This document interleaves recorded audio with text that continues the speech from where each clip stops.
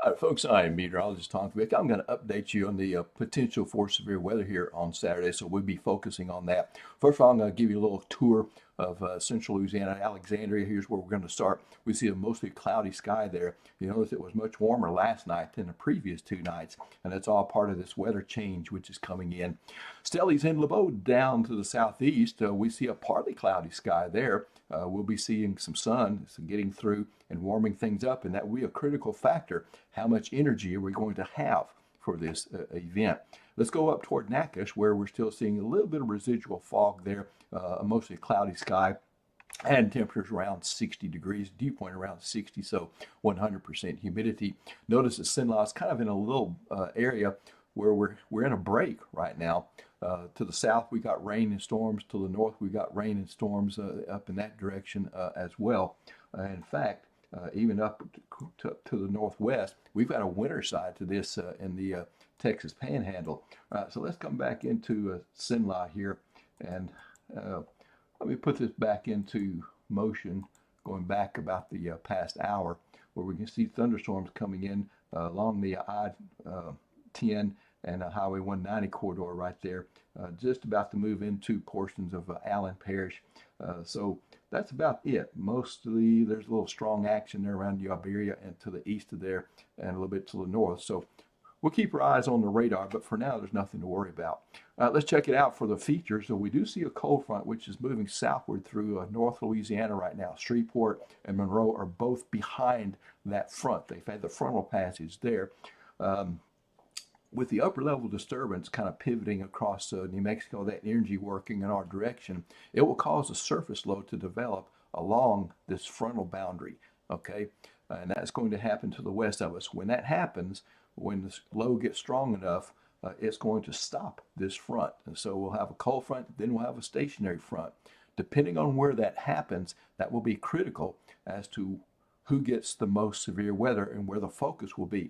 If it's in this position, say about a Leesville, Alexandria, Jonesville line, then pretty much all of Cenla will be under the gun for severe weather. If it's further to the south, like down toward a DeRidder, Oakdale, and say Simmsport line or something like that, a little further south, then maybe just the central and southern parishes will get severe weather and not the northern parishes.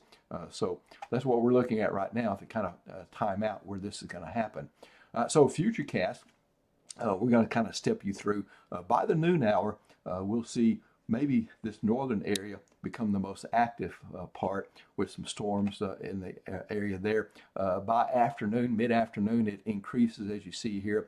There'll be kind of some nasty cells right there that we'd have to look and monitor and could be warned on for possibility of hail and maybe some strong wind with that. Once we get into the late evening hours, we'll see things kind of decrease, but the chance of rain will continue to go all the way into the overnight period, and they can't rule out a stray shower there on Sunday. There's your midnight, so not much going on there. And again, much of this will play out on Saturday, right?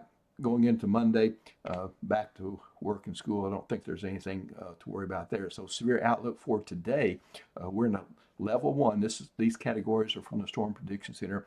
This is a marginal level. This is level 1 of 5. So that's the lowest category. So that means that this event will be limited. The conditions in the atmosphere say it will be limited in scope and severity. All right. So here's a little bar graph that I've got for you to kind of show the trends there. Overall, we're in the limited category.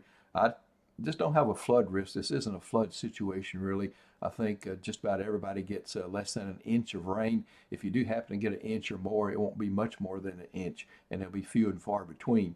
There's a wind threat. It's low. The hail threat is low as well, but it's the highest threat of the three. You see the wind bar, there's the hail bar, and the tornado bar is quite low there. So let's put a little percentages and a little more information here. So I'm going to outline the period from 10 a.m. Saturday to Sunday at 1 a.m. Central Standard Time. Remember, at 2 a.m. Sunday, it changes and we jump to 3 a.m. All right, so this is all before the time change.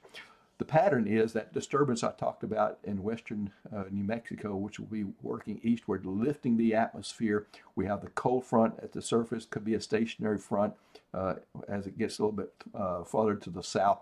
So that would be the focus. The threat level 1 out of 5. Again, that is marginal.